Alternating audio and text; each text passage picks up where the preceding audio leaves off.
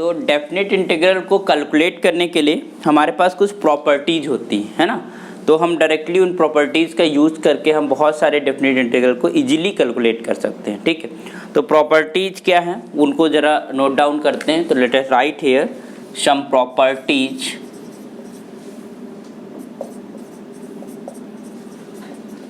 Some properties of definite integrals. ठीक, पहली जो बात है जिसको हम प्रॉपर्टी P0 नाम दे रहे हैं। ठीक है, मतलब बहुत ज़्यादा इम्पॉर्टेंट है, दैट इज़ खाली दिमाग में आपको रखना है बस कि if you are just change the variable, जैसे ये लिखा हुआ है, अभी ये x में लिखा हुआ है ना, समझ रहे हो ना, इसको तुम t में लिख दो,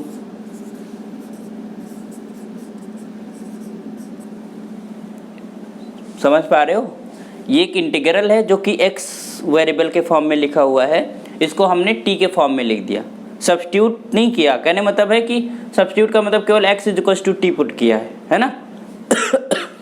तो इस इंटीग्रल की वैल्यू में कोई फर्क नहीं पड़ेगा, that will be just equal to a to b fy dy, ऐसे भी कर सकते हो, हमने x z रख दिया, कुछ भी रखा हो, मतलब ये सेम इंटीग्रल लिखे हुए हैं। ठीक है, डेफिनेट इंटीग्रल लिखे हुए हैं f z dz है ना, a to b f k d k, कुछ भी एनीथिंग।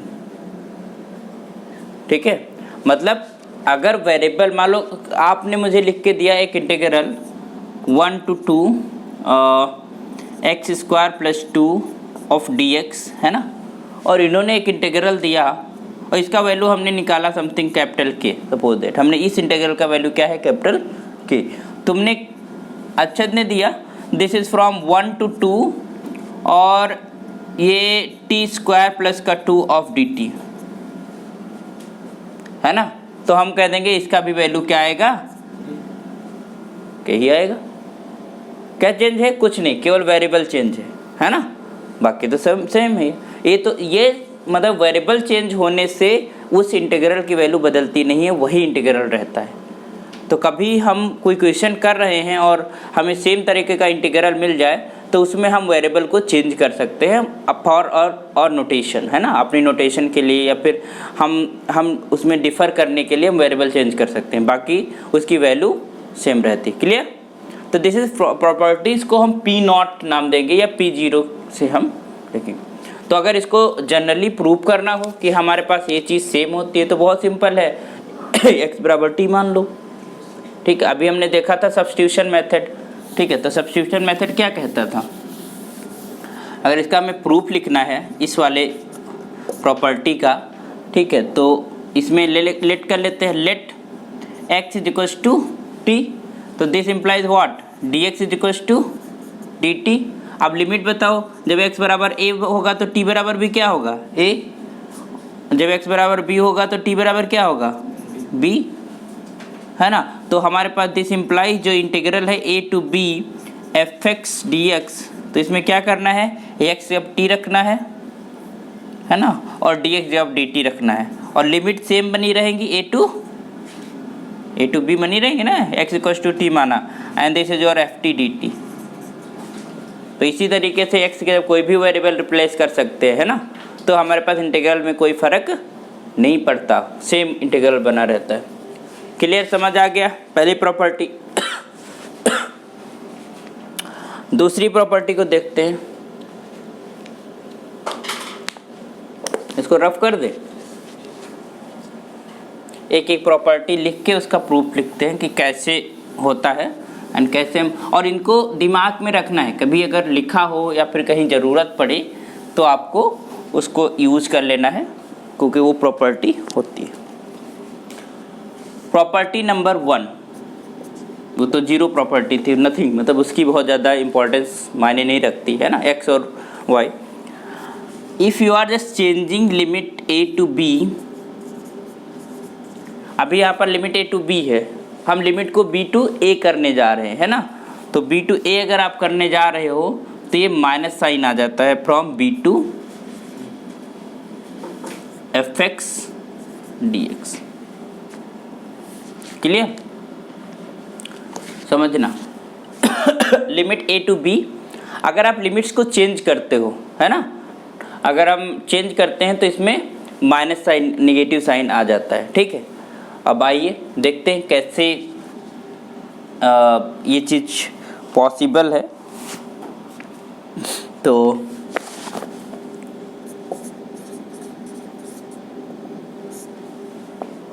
एक चीज़ तो क्लियर है हमारे पास, अगर हमने लेट कर लिया कि जो इंटीग्रेशन है एफ एक्स डी एक्स वो capital of F X plus C है ना, कैपिटल एफ एक्स, तो इसका भी इंटीग्रेशन यही होगा, इसका भी इंटीग्रेशन होगा। यहाँ पर माइनस लगा हुआ, यहाँ पर प्लस है, तो लिमिट्स हमारे पास चेंज हो गई हैं। तो आइए ज़रा इसको करते हैं। तो a to b f x D x, ये क्या आ जाएगा बताइए?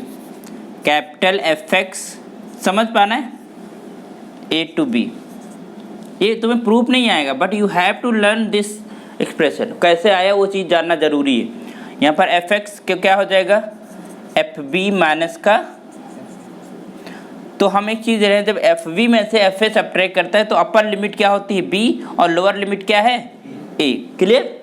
आई am just taking minus outside, जब माइनस हमने बाहर ले लिया तो क्या हो जाएगा? एफ ए माइनस का एफ बी।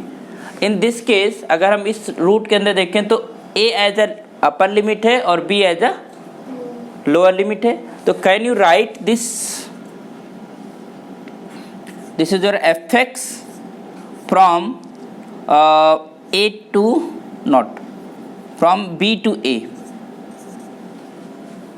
है ना, A to B, simply upper limit is A lower limit is B. और इसको हम अगर इंटीग्रेटेड फॉर्म में लिखेंगे तो this is your B to A F X and D X, because इसका जो इंटीग्रेशन था वो कैपिटल एफ एक्स था। क्लियर? तो हो गया ना, when you change the limit you will get a negative sign. ठीक है, तो ये डेफिनेटली हर जगह पॉसिबल है। दिस इम्प्लाइज कि जो integral from A to b of F x D x is just equal to b to a minus का d x. ठीक, अब एक कमाल की बात बताते हैं। अगर मान लो दोनों लिमिट सेम है, इन पार्टिकुलर की अगर हम बात करें, दोनों लिमिट सेम है, मतलब you are just taking a to a of F x, function कुछ भी हो, I don't doesn't matter, any function, ठीक है, बट लिमिट्स आर सेम, मतलब हम ए से ए पे जा रहे हैं। अच्छा, एक पॉइंट है, उससे आगे बढ़ ही नहीं रहे हैं, तो उसका एरिया कैसे आएगा? कुछ नहीं आएगा। क्या आएगा? जीरो आएगा। बट इस प्रॉपर्टी से भी हम देख पा रहे हैं कि इसका लिमिट क्या आएगा? जीरो आएगा, इसका इंटीग्रेशन। तो देखो, अगर हम ए का आपस में इंटरचेंज कर दे तो माइनस भी तो आ जाएगा। ध्यान देना, यहाँ पर ए ऊपर वाला ए है और ये नीचे वाला ए है। अब हमने नीचे वाला ए ऊपर लिख दिया, ऊपर वाला नीचे लिख दिया, तो माइनस आएगा कि नहीं आएगा? आ जाएगा ना। दिख नहीं रहा है लेकिन बदला जरूर है ना। ये भाई साहब दूसरे हैं, ये दूसरे हैं, ठीक है, बस एक ही जैसे दिख रहे हैं, तो हम क्या कर सकते हैं? अब इनको हम बाहर इधर ले लो, ये माइनस का था, ये प्लस का था, ये माइनस का माइनस प्लस, तो ये 2 times a to A F x D x is equal to क्या जाएगा? आएगा नहीं आएगा? और this implies what? Integration a to A F x D x is equal to क्या जाएगा? 0। तो अगर कहीं इंटीग्रल लिखा हुआ है, इसमें लिमिट्स ऊपर नीचे दोनों सेम लिख दी गई, या कहीं सेम आ रहा है एक्सप्रेशन के अंदर, तो उस केस में हमारे पास उसका इंटीग्रेशन क्या आएगा? 0 आएगा। डेफिनेट इंटीग्रेशन हमारा 0 आएगा। क्यों? क्योंकि this property is hold for the integration. Okay, note करना है कि नहीं?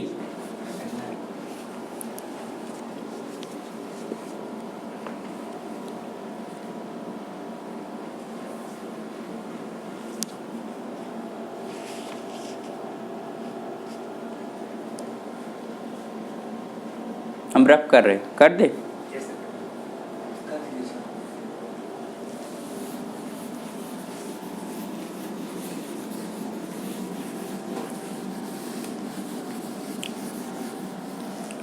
नोट करने से ज़्यादा समझना ज़रूरी है कि रिजल्ट्स हमारे पास आते गए थे, आपके टेक्स्ट बुक में सब लिखे पड़े हुए। है ना। तो we have done with 2 properties 0 and 1, now 2 property number 2।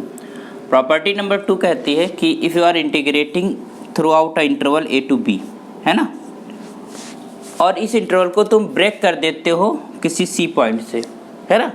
एक इंटरवल था तुम्हारे पास, close interval, suppose that a and b था। अब तुमने ब्रेक कर दिया, c पॉइंट ले लिया between this a and b, है ना। This integration a to c and this is c to b, हमने 2 इंटरवल्स ब्रेक कर दिए, ठीक है। तो इस इंटरवल में जो इंटीग्रेशन होगा, इस इंटरवल में जो इंटीग्रेशन, उसका जो सम है उस होल इंटरवल के इक्वल होगा। This is the property number P2। This is your, और प्रॉपर्टी को आपको ऐसे ही याद रखना, जैसे आप P2 बोलो आपको ये प्रॉपर्टी दिमाग में आनी चाहिए, ठीक है। और फिर आप जब क्वेश्चन करोगे तो you can mention that is the, this is I written this by this property, है ना। तो property P2 is what saying this is a to b fx dx is just equal to a to c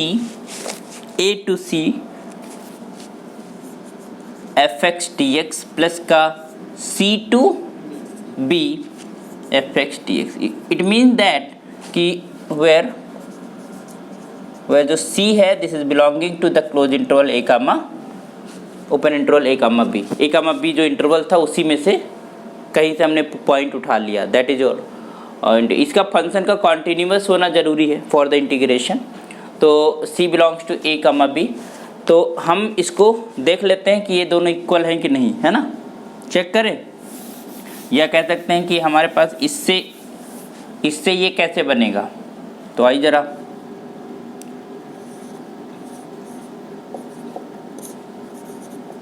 RHS ले लेते हैं, a to c of fx dx plus का c to b fx dx।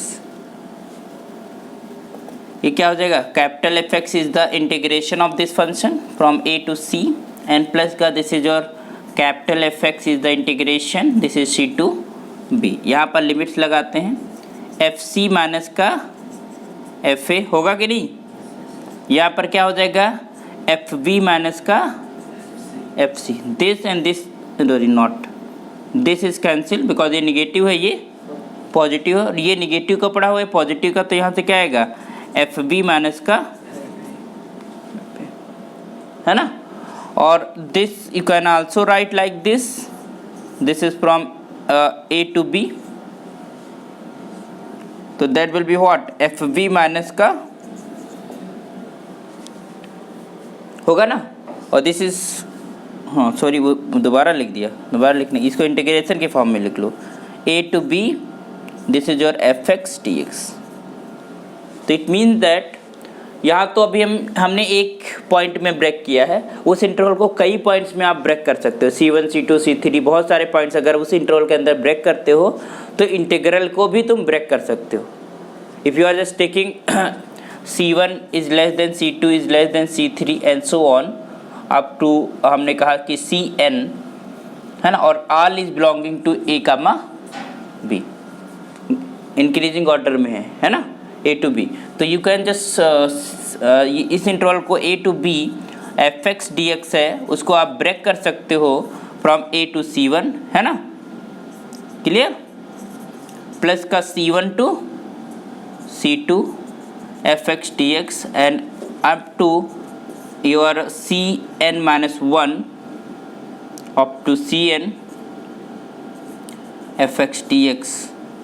अगर cn तुम्हारे पास b है ना, और यहाँ पर c0 कह दे, दैट इज योर a, तो a2 हम b पर पहुँच गए, क्लियर। तो यू कैन ब्रेक दिस जो इंटीग्रल है उसको जितनी भी हमें ज़रूरत पड़ी, जितने भी हमें पार्ट्स में उसे ब्रेक करना पड़ा हम ब्रेक कर लेंगे, ठीक है। क्या हुआ, मुकुल हंस रहे थे आप, कुछ गलत लिख दिया क्या मैंने? तो हंसे का है, बात तो सही है, तो फिर क्यों हंसे, कुछ अच्छा लग गया होगा, है, चलिए कोई नहीं, समझ गए। तो ऐसे प्रूव भी कर सकते हैं, चीज़ों को प्रूव कर लीजिए।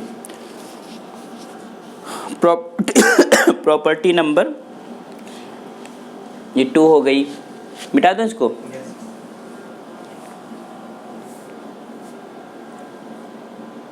पक्का मिटा दूं? आप तो लिखते नहीं, साथ साथ में ही नोट डाउन कर लेते हो हैं। सही है, तो टीचर को मौका ना दो 1 मिनट रेस्ट करने का।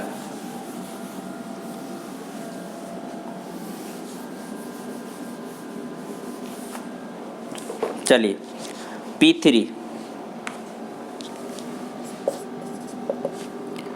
That is A to B, ये बहुत इम्पॉर्टेंट जो है प्रॉपर्टी है, इसका इस्तेमाल हम बहुत केसेस के अंदर करेंगे और इस पे बेस्ड क्वेश्चन भी आता है आपके पास, कॉम्पिटिटिव एग्जाम्स में भी आता है और आपके जो बोर्ड्स का एग्ज़ाम है उसके अंदर भी पूछते हैं, जनरली पूछा जाता है।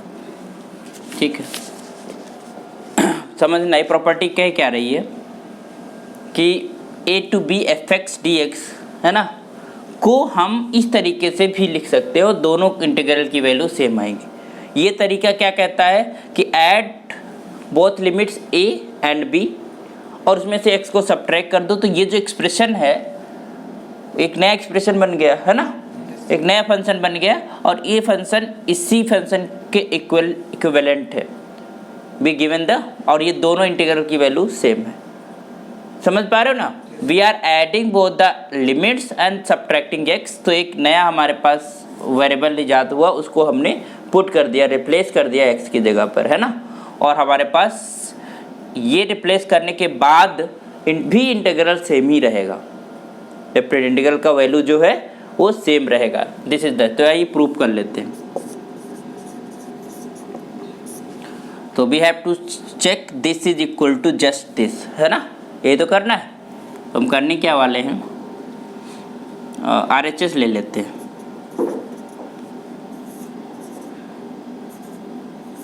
कभी कोई चीज़ प्रूव करना हो ना, तो जो बड़ा एक्सप्रेशन हो उसको लिया करो, उसे रिड्यूस करना आसान होता है, छोटे से बड़ा करने के लिए हमें ऐड करना पड़ता है ना।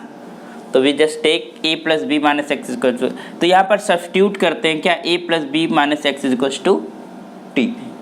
तो यहाँ पर करेंगे let a plus b minus x equal to t. इसको ज़रा डिफ्रेंशिएट करिए तो क्या आ जाएगा, माइनस ऑफ डी एक्स आएगा is equal to d t. ये यू कैन से कि जो हमारे पास डी एक्स है वो माइनस का डी टी। क्लियर? अब इसमें लिमिट्स लिखिए क्योंकि टी में हमें लिमिट्स भी चेंज करना है। तो when x is equals to a, जब x बराबर a था तो t क्या हो जाएगा, a प्लस बी माइनस का a। एक से अब रखोगे x के a, तो इससे ये कैंसिल क्या बचा b, और जब हमारे पास x इज इक्वल्स टू क्या था b, तो t बराबर क्या हो जाएगा, sorry a plus b minus का b, तो इससे ये कैंसिल क्या बचा a। It mean that when you replacing a plus b minus x is equal to d t, ठीक है, you got d x is equal to minus of d t and t की limit जो है b to a आ गई, है ना। तो ये हमारे पास जब चेंज होगा तो कैसे हो जाएगा, सब्स्टिट्यूशन पे अब लिमिट हो गई b टू, क्लियर। ये हो जाएगा, इसकी जगह पूरा हमने t रख दिया तो क्या हो जाएगा एफ टी, और जहाँ पर dx है उसकी जब क्या हो जाएगा माइनस का, कोई डाउट? ऐसे तो सब्स्टिट्यूट करते हैं, हमने कर लिया। ये हो जाएगा माइनस का limit b to a f t into d t. और अभी हमने देखा था यह माइनस का a to b to a आ रहा है, तो लिमिट को चेंज करके माइनस एक और ला लें तो प्लस हो जाएगा। अगर इसको हम लिमिट चेंज कर देते तो माइनस माइनस प्लस हो जाएगा। तो ये लिमिट क्या हो जाएगी तुम्हारे पास, a to f t d t हो जाएगी, नहीं हो जाएगी, by the first property, second property P1 है ना। P1 प्रॉपर्टी यही थी ना कि इंटरचेंज अगर हम करें लिमिट्स तो we will get a minus, तो माइनस पहले से था तो अगर इंटरचेंज करेंगे तो प्लस में हो जाएगा, है ना। तो अभी b टू a था, अब क्या हो गया a टू b, और एफ टी डी टी। और सबसे पहली वाली जो प्रॉपर्टी पढ़े थे उसमें हमको ये पता था कि वेरिएबल से कोई फर्क नहीं पड़ता, तो you can also right in the place of x is T, लिख सकते हो नहीं लिख सकते हो, है ना, by you can just say by P not property, है ना, वहां से हमने ये चीज लिख सकते हैं। तो नाउ प्रूव हो गया, है ना, कि ये जो इंटीग्रेशन है, जो ये हमारा definite integral that is equal to same as a to b f x dx, है ना। तो this implies you can write this is limit from a to b f x dx को हम ऐसे रीफ्रेम कर सकते हैं a to b, कहीं अगर ज़रूरत पड़ी हमारी तो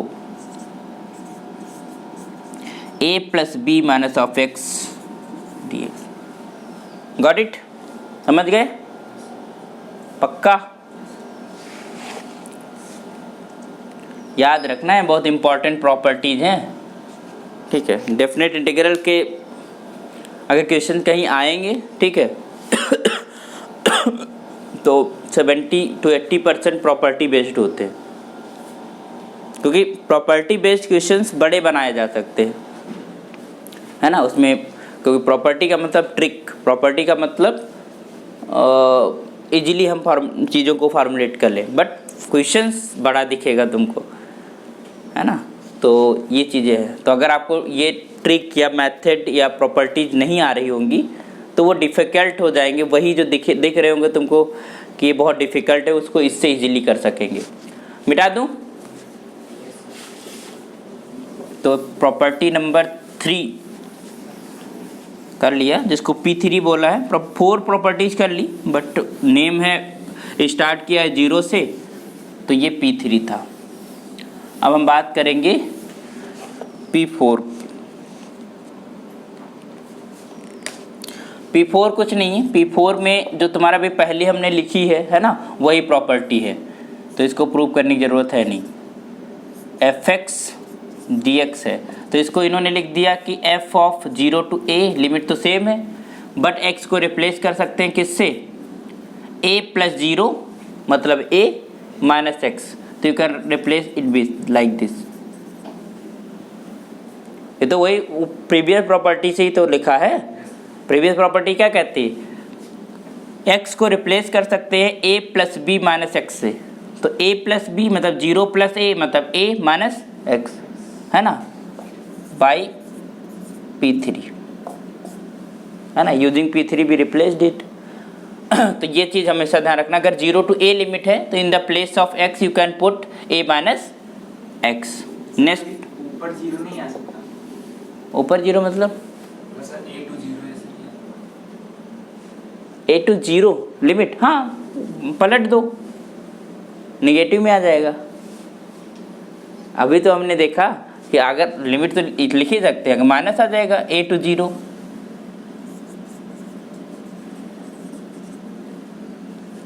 दैट्स ओके, ठीक है। P5 लिमिट ये कहती है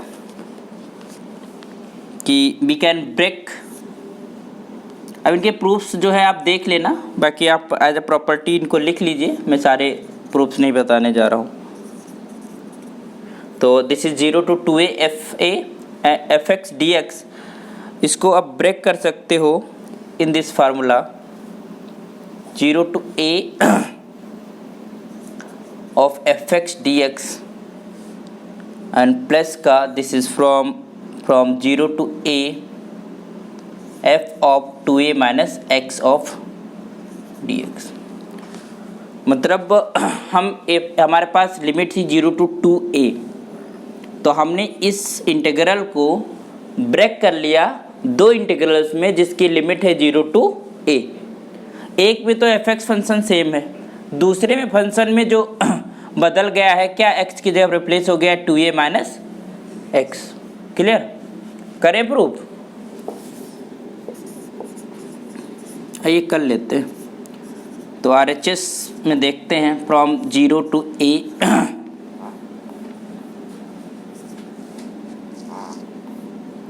zero to a, this is your fx dx। Clear, तो यहाँ पर 0 to a fx dx।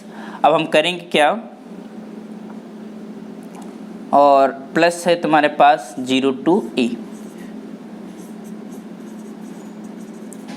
हम लोग चेंजेस करेंगे इसके अंदर, ये तो सेम रहने दो, ठीक है। हम इसको चेंजेस करेंगे, इसमें सब्स्टिट्यूट करेंगे 2a minus x equals to क्या t, ठीक है। तो जब t माना तो ये क्या हो जाएगा, ये तो 0 हो गया, माइनस का dx is equals to dt, minus यहाँ से हटा दो, इधर लगा दो, क्लियर। अब लिमिट की बात करो, x बराबर अगर 0 रखोगे तो t बराबर क्या आ जाएगा,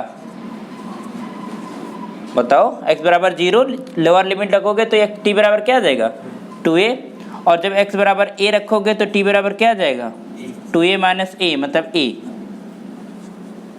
गॉट इट। तो आइए ज़रा देख लेते हैं, ये तो पढ़ा ही रहने दो, इसमें कोई हमें आपत्ति है नहीं इसके साथ। यहाँ पर हम रखेंगे तो दिस इज 0, ये क्या हो जाएगा 0 to नॉट 0, क्या लिमिट लिखेंगे 2a। जब x बराबर 0 था तो t बराबर क्या आया था 2a, तो 2a to a। यहाँ पर क्या हो जाएगा ft, बोलो होगा नहीं होगा, ft और माइनस का dt, dx के ऊपर माइनस का dt आ रहा है, ये देखो। तो माइनस बाहर ले लेते हैं और ये आ जाएगा तुम्हारे पास from 0 to a fx dx